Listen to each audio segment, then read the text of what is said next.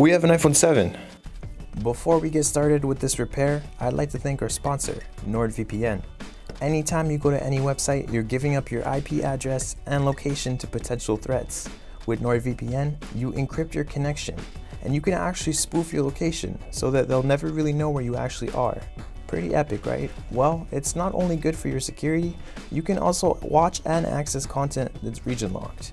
We still have Family Guy on Netflix in Canada, so all I'm saying is, you might want to set your VPN to Canada.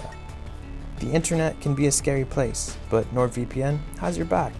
They hooked us up with huge discounts.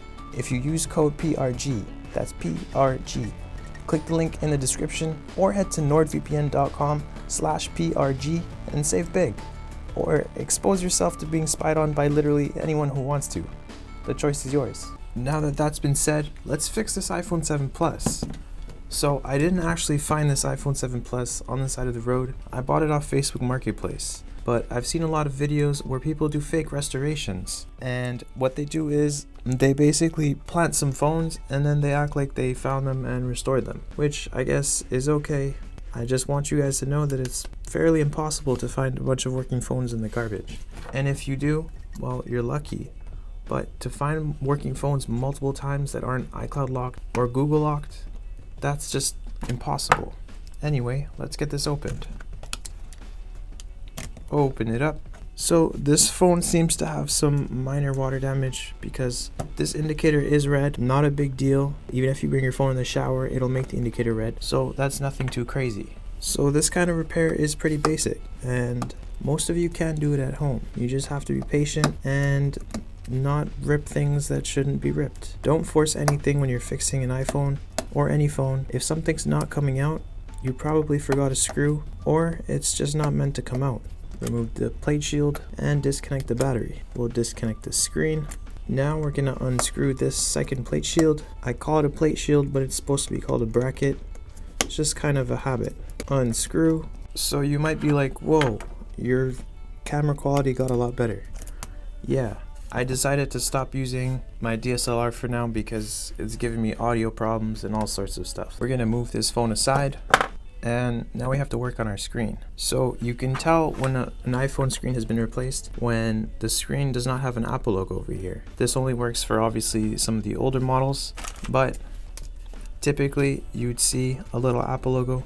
So this screen has definitely been replaced, which means it's probably going to be a bit easier to remove some of the parts because the adhesive has probably worn down. We're going to start off with the home button and we're just going to unscrew. So this is actually the phone that I'm going to do the speaker light up mod. So be on the lookout for that soon. It's going to be pretty cool. So a lot of people struggle when they're removing the home button and they usually end up breaking it.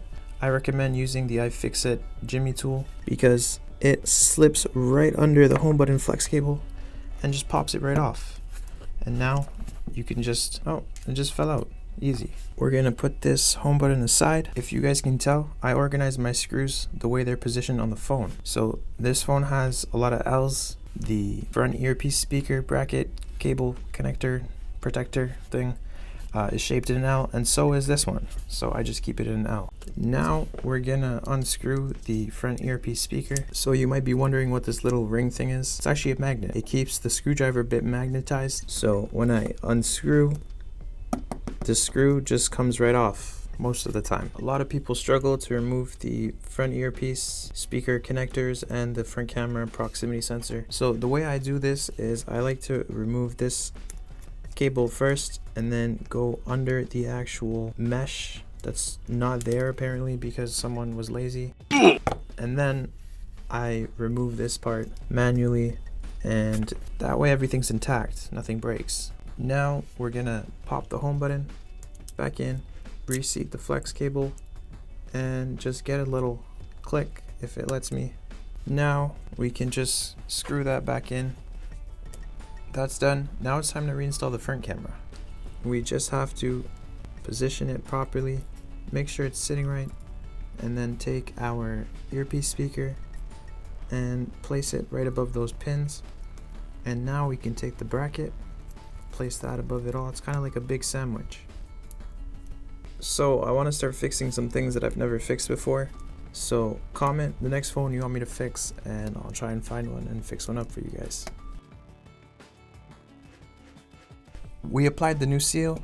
The iPhone 7 Plus doesn't need reprogramming, only the iPhone 8 Plus and up, so we're safe to not do that. Now, we're going to reconnect the front earpiece speaker and the front camera. I always connect this first like that, and then I swing this around and then connect the actual screen. You want to feel for the actual click, and you can usually hear it. Next, you want to connect the battery, and we're going to start screwing everything back in. Everything's screwed back in. Now we're going to remove what's left of the seal, making sure it doesn't come off with the blue plastic because it likes to do that. Now we can position the screen and get that crunch. Crunch again. Put in the final bottom screws. The phone booted on, everything's working, so we're done. Thank you guys so much for watching, and as always, please subscribe. Have a good day, take care, and don't believe everything you see on YouTube because a lot of it's just for views. Peace.